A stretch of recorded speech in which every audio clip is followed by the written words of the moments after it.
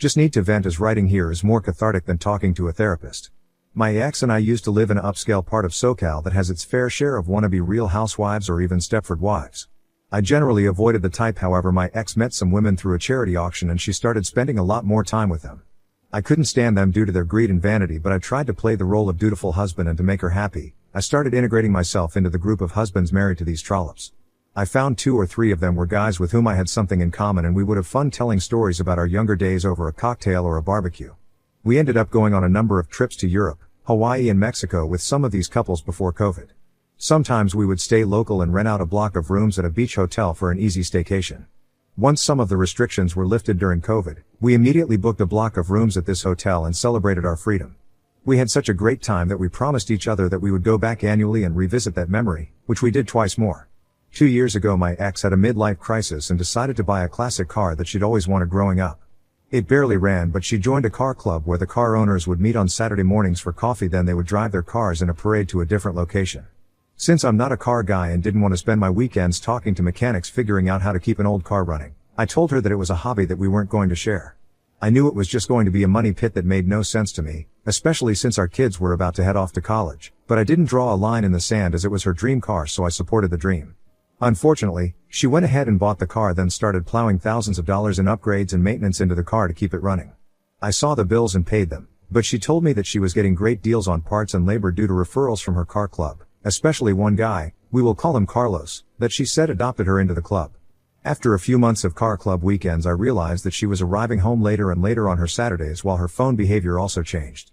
Up until that point we had an open phone policy, but one day I tried to take a phone with her phone, but she had changed her password. Her excuse was that another of the wives was having problems with her husband and my ex was providing confidential advice that my ex didn't want me seeing in case I talked to him. Her behavior also changed with me, where she became irritable with everything I did and would passively aggressively compare me to the other husbands, especially if they were having a better year financially than myself, as their businesses were less impacted by COVID than mine. We had been through down cycles in our relationship before. We had both cheated early in our marriage, but with counseling had worked through it and had forgiven each other 20 years before, but the combination red flags were next level. I decided to start snooping. The next Friday night I planted a GPS tracker on her car. Next morning after she left for car club, I logged into our family plan and started looking at her phone and text activity. Lo and behold, there was a new phone number that was spiking activity. I paid for a name lookup service and found Carlos' full name and home address. I had some lunch, then watched the GPS on her car drive to Carlos' house, where she spent the afternoon fucking her new boyfriend. I debated about confronting her when she got home, but instead I played sick and moved into a different bedroom, noting I didn't want to infect her with my virus. She shrugged and didn't say a word, which said volumes.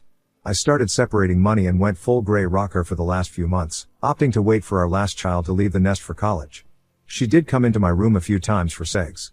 For some reason I decided that I was only going to have anal with her thereafter, probably because anal wasn't her favorite, but she would usually orgasm more intensely from the experience, so she never complained.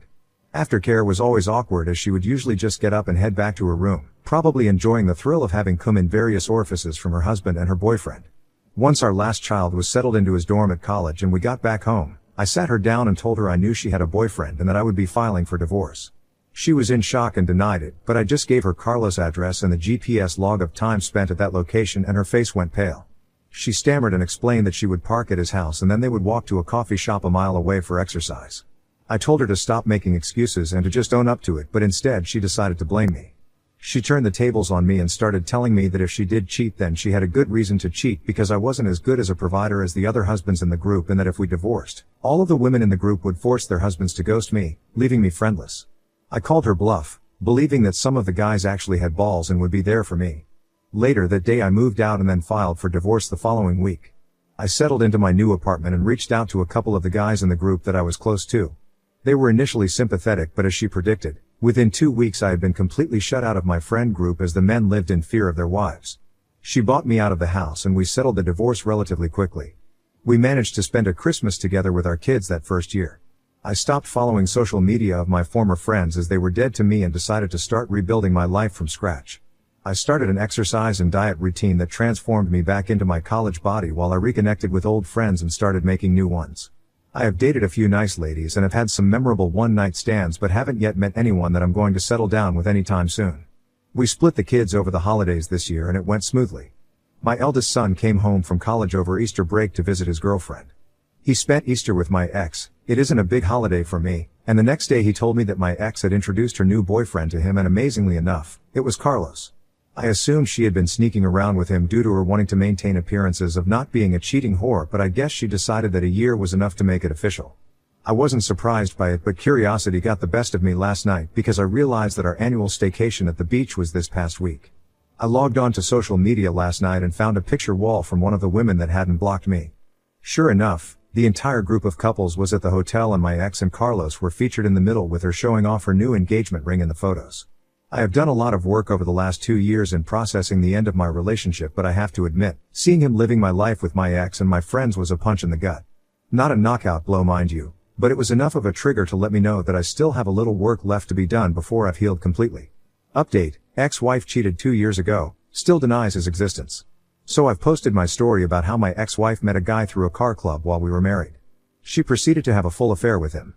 I figured it out using phone records and GPS in her car and realized she was hiding his existence entirely from me. I waited a few months until the day after we dropped our last child at college, then confronted her.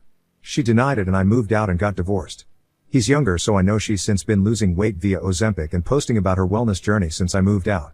Have largely been no contact except for divorce and discussions regarding our children. One of our kids had a graduation last week and we had to attend the same ceremony and celebrations. I vowed to be kind and grey rock her while outwardly posing to be the happy former couple who get along. For some reason we ended up sitting next to each other during the walkthrough ceremony and had an hour to kill before the activities started. She started asking personal questions about my life, which I largely evaded. It's important to note that over Easter break she introduced her affair partner to our children. They told me about him and asked if I knew about him, which I answered yes without providing more information to them. Since we had time to kill, I asked if my ex was happy with her boyfriend. She immediately went into a long denial about their relationship and said he was just a friend. I laughed and pointed out that she had been dating him for more than 2 years at this point, and if I was him I would be pissed at not being called a boyfriend. She started getting emotional and choked up and said she had a lot of regrets about the choices she made and doesn't like how life turned out. I asked her to be specific about what choices she regretted making, but she went quiet. I ended the conversation feeling pity for her. She's been living a lie for so long that she literally has no concept of the truth of our demise, nor will she take any responsibility for her role in same. I drove home feeling like a winner for the first time in this whole situation.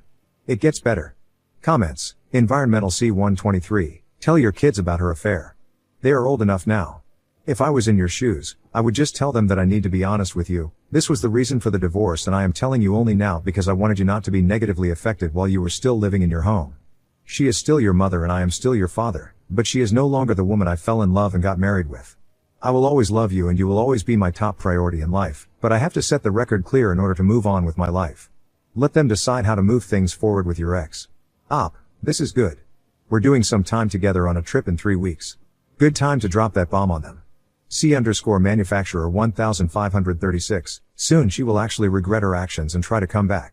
Stay strong and let her deal with her own fucked up life. Wellman 81, a classic case of where the cheater finds out the grass isn't greener on the other side of the fence. Her response to the question about her relationship with the AP is code for the new war off and he's not what I thought he was. And you know what? Tough shit. She deserves every bit of humiliation and disappointment that comes her way. She threw away a marriage over a stupid fantasy and now she regrets it because reality set in. Too bad. Do not under any circumstances take her back after their relationship ends up in the toilet. She chose this sleazeball over you, she can deal with it. Now on to the next story. Story 2. Caught my girlfriend cheating with my coworker in our house, so I locked them naked in the basement and had her brother discover them. I had just returned home from one of my night 6 p.m. to 6 a.m. shifts at the hospital. And my head ached slightly due to the long sleepless night I had. I had worked more because a coworker had called in just in the nick of time to report his unavailability for the night shift, and it left us short a pair of hands. I had just one thing on my mind that day, and that was to sleep all day. The only problem with that plan was that I had promised to go with Nora, my girlfriend, to see how her aunt was doing. Her aunt had been diagnosed with cancer and was receiving treatment at home. Nora went to see her most of the time, and when necessary, they came to the hospital where I worked. I felt it affected Nora's mental health, since that was her favorite aunt, and she was the closest to her aside from her aunt's visiting maid. So, whenever she requested, I let her have some space. She'd tell me she wanted some nights to herself to clear her head and I would willingly oblige. Sometimes 4 nights a week. During those moments, we wouldn't call each other's line because what's the point of staying away from each other only to spend time on the phone? Although it really wasn't helping our relationship by shutting down communications, I had no other option. Since Nora's sleep always seemed disturbed by my arrival at a few minutes past 6 in the morning, I had taken one of the keys to the back door from its bunch which lay on the kitchen counter. This was to let me slip into the house and not disturb her sleep. For the record, I live in a housing estate, with no fence and all that. Just the lawns around the building and the asphalt roads separate one building from another on all four sides. I parked in the front driveway since my garage and basement were about to undergo construction. As I walked to the back of the building, I was urged to notice that a car had driven right into the lawn behind the house. I wondered how anyone on earth could be so insensitive to veer off the tarred driveway right into the grass and even up close to the building. First I inserted the key into the lock and turned, but it wouldn't budge. This only indicated that there was another key in the keyhole on the other side. It was strange we hardly ever used the back door. If there's a key on the other side, it's possible the door is open, I said to myself to my surprise as I pulled the handle. The door went wide open. Why would Nora want to take the back door for any reason? I heard myself asking. Could there have been a visitor? The only person I knew who might stop by was her brother Drake. He worked with the civil construction firm and he was the one who I contracted to a super cement, but Drake wouldn't drive up my backyard, let alone get into we house through the back door. I shook it off my mind and silently closed the door so as not to awaken Nora, who definitely would be sleeping by that time. But I was in for another surprise. By muscle memory, I picked a strong familiar scent in the kitchen. It was the cologne of someone I knew, Frank, my coworker who had been absent. The scents got stronger as I made my way through to the staircase and eventually upstairs. But it had to be my mind playing a trick on me. It was practically impossible for Frank to be at my house while we were supposed to be at work together. It was impossible. He was a good guy and I knew his girlfriend. In fact, he had only been to my house once before and that was ever a year ago. I also was not sure if he was really close enough to Nora to want to stop by my house. And if there was an emergency, I knew who Nora would call. Yes, they had met a few times when Nora brought her aunt to the hospital, but that was normal. I imagined for the first time in my life that Nora could be cheating on me, but I quickly shook off the thoughts. As I made my way to the bedroom door, all I wanted to do was sneak into bed and have a full day off. But as I got closer, I could hear the water running in the bathroom. Nora was bathing. Nothing too strange, but wasn't it too early for that? At least for the Nora I knew. I knew she'd be surprised to see me in the bedroom because I had a tradition of buzzing the front doorbell while she trudged her way downstairs, heavy with sleep, to get the door. While a part of me wanted to sink into bed and knock it off, I knew I had to first get my scrubbing clothes into the washing machine. I grabbed an extra towel and made for the guest bathroom at the other end of the corridor since the washing machine was there too. But something besides the washing machine got my attention. It was a pair of boxers which weren't mine. For a moment I freaked out. I never wore that pair of boxers, never. I tried to calm my head and ignore the glaring facts that were staring at me in the face. Nora had finished in the bathroom and must have heard my footsteps walking across the corridor because soon the bedroom door flew open and she stood with her towel wrapped around her body. "Sebastian," she cried, "how and when did you come home?" "Through the chimney," I said, faking a smile but burning with a billion questions inside. Questions that needed immediate answers. Questions that would save or destroy our relationship. "Wait a second, honey, who owns this?" I asked casually, raising the boxers for her to see. I noticed her gasp in shock as she struggled to put her thoughts together. This was when I knew I had lost the relationship. I'd never felt the kind of heartbreak I felt in that minute since my life began. "Oh, those," she said, I guess they belong to Drake?" "Drake?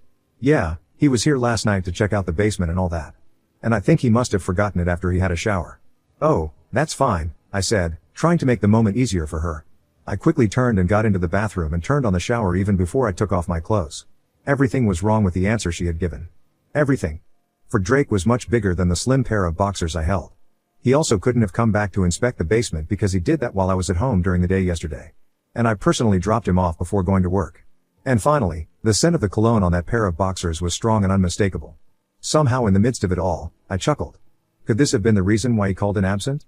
Could this have been why Nora was always taking some days and nights off for her alone time? For how long had I been played on? By that time I was done. I decided I was going to walk away from her, but not without letting her have her teachable moments. That moment, thankfully, came within the week.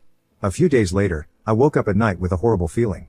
My instincts might not always be right, but that night I knew beyond all doubt that something was wrong. I couldn't tell what it was. I checked the time and it was 4 a.m. I just had this horrible feeling of everything not being all right. Nora was not on the bed and she wasn't in the bathroom either. But her phone was on the pillow. She never went anywhere without it. So, why now? I picked up her phone but it was locked. After serious brainstorming, I figured out the passcode. To say the least, I was baffled by the chat which was left on the screen. It was with the contact saved as Mom. I decided to follow through. My heart raced as I saw firsthand the depth of foolery I was in. I typed out the contact on my phone and before I could complete it, Frank's name came up. I checked again, and it matched. I got to the bottom of the conversation but could not believe what I saw. I quietly walked downstairs and went towards the basements. Sure enough, as I approached, I could hear coming from the basement quiet moans of Nora and a masculine voice, as well as the accompanying sounds which proved what they were doing. I burned with such anger I'd never felt before. Standing in the shadows of the entrance door, I watched in pain as I was betrayed by the closest people in my life. They were too busy to see me, but their clothes were out the door. Then a thought occurred to me. I quietly shut the door, which happened to be the only entrance from inside, and locked it. Picking up their clothes, I headed into my room, took a brief shower, and left for work earlier than normal. I also found Frank's phone in his pants pocket and took it with me to work. Then I called Drake, Nora's brother. "Hey, Drake," I said, "do you think you and your team could start the job in the basement this morning?" "Yeah, sure," he said. I was feeling super restless, and sure enough, Frank did not report for duty. How could he? He was stuck in my basement. 2 hours later I got the call I was anticipating. Nora's brother called me and sounded like he was hyperventilating. He and his team had found stark naked Nora and Frank in the basement trying to take cover from him and the team behind a beam. I listened silently as he kept going on about what a hoe his sister was and how embarrassed he was made out to be in front of his team, who were all local men who knew him and his family dearly. I could hear Nora frantically crying out about something in the background. He started apologizing profusely to me and said that he and his guys kicked butt-naked Frank out into the street. The aftermath was spectacular. Butt-naked Frank was arrested for public flashing, as one of my neighbors reported him. He also made it to the local news. My coworkers and I watched him and his naked arse get arrested on breaking news on our TV. Needless to say, he was indefinitely suspended from work. As for Nora, well, my Bill's Good team made sure the word spread around the town like wildfire. The scrutiny was so much, I heard she quit her job and became a shut-in at her parents' place for months to follow. What happened afterward? I have no idea. Maybe she's still living in her parents' basement and screwing dudes secretly. Somehow my coworkers were able to put two and two together and were extremely sympathetic to me, which felt nice. I took a few days off and packed all of Nora's stuff and called Bill to ask her to pick them up. One day when I returned home, her stuff was gone. She never attempted to contact me ever again. And like that, she was gone from my life. And I wish I could say I cared, but I didn't. There was just so much more to look forward to in life.